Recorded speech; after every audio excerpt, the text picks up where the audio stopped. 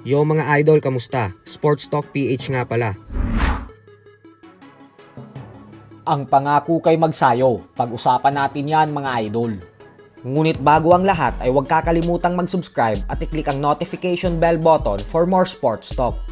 So talaga nga pong paldo at magandang desisyon ang ginawa ng ating pambato na si former WBC Featherweight Champion Mark Magnifico Magsayo na pagpirma niya sa SUFA Boxing Promotions ni Turki Al-Ashik at Dana White.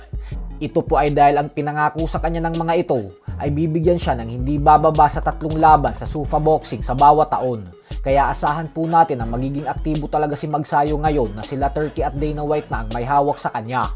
Bukod dyan ay sinabi na rin mismo ni Magsayo na ang target niya umano ay ang mag-headline at bumida sa main event ng SUFA Boxing at magbigay ng magagandang laban para sa mga fans.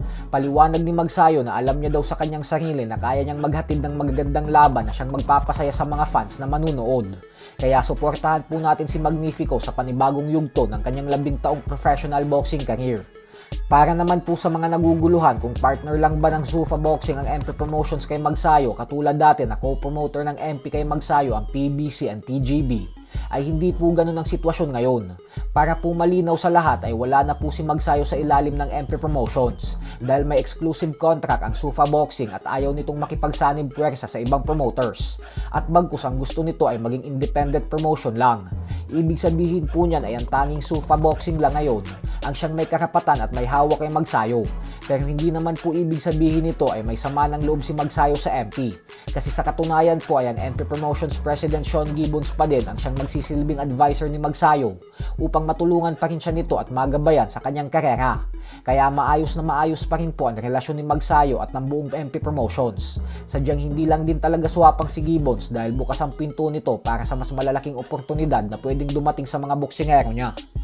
Sa kabilang banda naman mga idol ay bagamat nga po nakatakdang umakyat ang current undefeated WBC Light Heavyweight Champion David Benavides ng Cruiserweight Division para labanan ang kapwa Meksikano and current unified WBO and WBA Cruiserweight Champion Zurdo Ramirez, kung saan gaganapin ang kanilang bakbakan sa buwan ng Mayo ngayong taon, ay giniit nga po ni Benavides na mali ang inaakala ng karamihan na umiiwas siya sa mga hari ng Light Heavyweight Division na sila Dimitri Bivol at Arthur Beterbiev.